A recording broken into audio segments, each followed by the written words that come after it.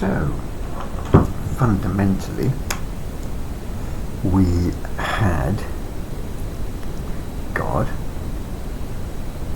we had the heavens and the earth, we had man in dominion over that lot, but in the end, the enemy sticks his foot in there and our relationship has been damaged.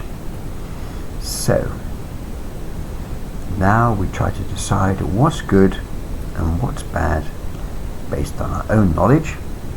We have very little spiritual connection with God. Why? Because fundamentally Eve doubted. I'll put that there. Doubted God's goodness. It was lack of faith in the goodness of God and his plan for her. Now the awkward thing is, God gave man the authority over this world. God gave it to man. But Satan sits in the way now. Man's lost authority. So as a consequence, so many bad things happen. Such a mess happens because man is no longer able to walk in who is good, that's God, rather than what is right. So, and it's all a consequence of doubt. And that's why we find that the first person to actually become right with God after the flood was Abraham. Why? Because Abraham had faith in God. He trusted God. As a consequence, God says, great, at last mankind, somebody there is breaking that doubt in me and having faith in me. So he begins to work on this man. And as you know, the tribes of Israel come from the root of Abraham and his family. And so they're poodling along, but nonetheless, in order to know what's right and wrong, they still want some sort of knowledge.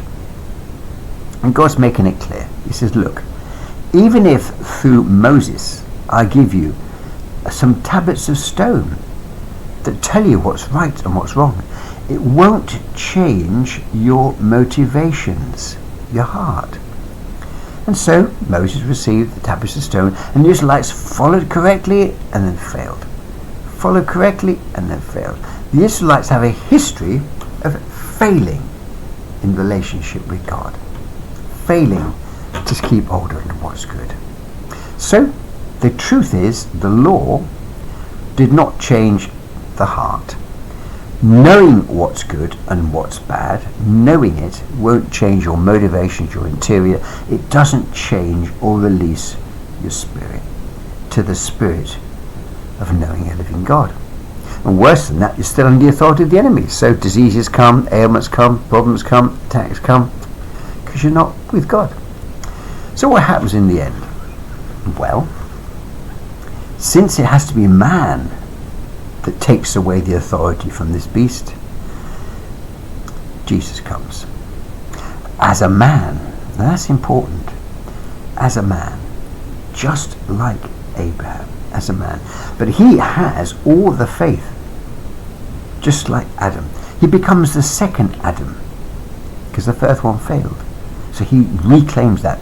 And he, as a man, breaks through that barrier and restores man to his rightful place in the heavens and in the earth.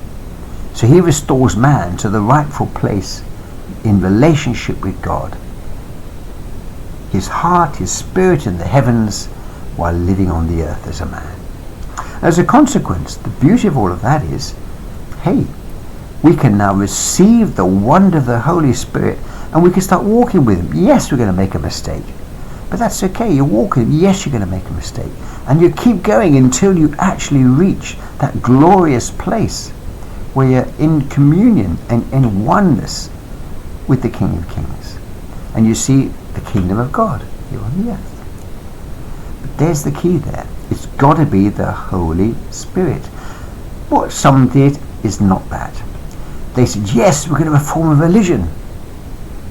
And the religion, in that law, in that regulation, they get back to laws again. You must do this, mustn't do that, mustn't. And that religious structure does the the same thing as that. So religion, whoops, how do you spell it? Religion, became another bunch of laws. It didn't inspire in the Spirit. What's amazing is, we've seen how history has changed.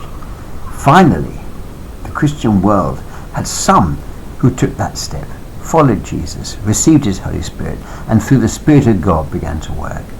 So that's where we are. Answer.